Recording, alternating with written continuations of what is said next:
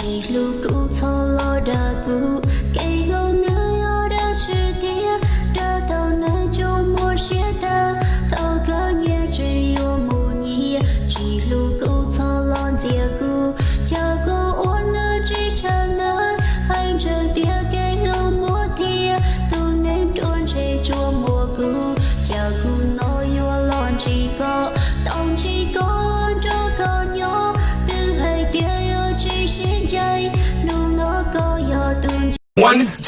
3, 4. 1, 2, 3, 4. 1, 2, 3, 4. 1,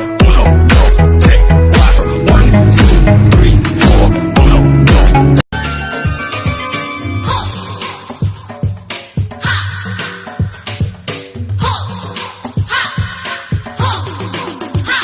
是谁送你来到我身边？每周梦có nhỏ khó từ to，giờ giữa rồng trăng rồng tàu thì chia ô lúa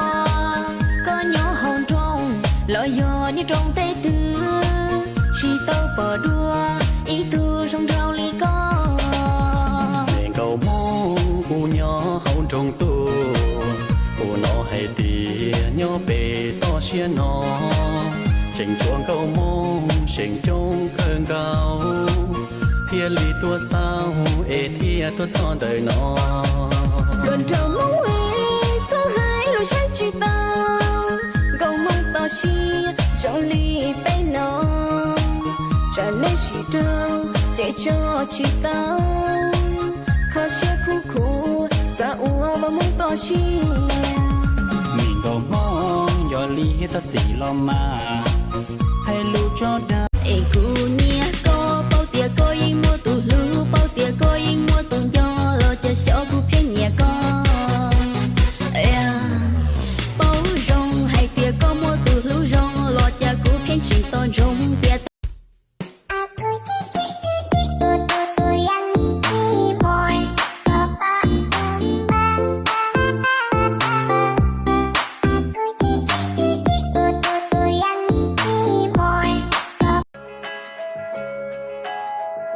và dòng thư tới em gửi cho anh ngày nào giờ còn lời hứa vô em gửi anh đây lời chào mà những người đi vội mình làm gì nên tôi tại sao lại cách xa còn yêu như thế mà để yêu cơ bé yêu bao lại bé yên suy nhẹ gần đó bé nhẹ nhẹ ô linh đó bé nhẹ ô họ tờ tờ luôn đời của tôi phong yêu lời yêu của bé muốn cho ít ba thôi cái hậu chờ sa ôn được lần đó vẫn luôn đợi chờ vì lời từ bé tiệp bé ba cậu mà sông trâu chia bộ cha lon chia chi tao cậu mà thia hay chia bộ cha lon chia chi thua ôn đi sông trâu li có thia ôn đi sông trâu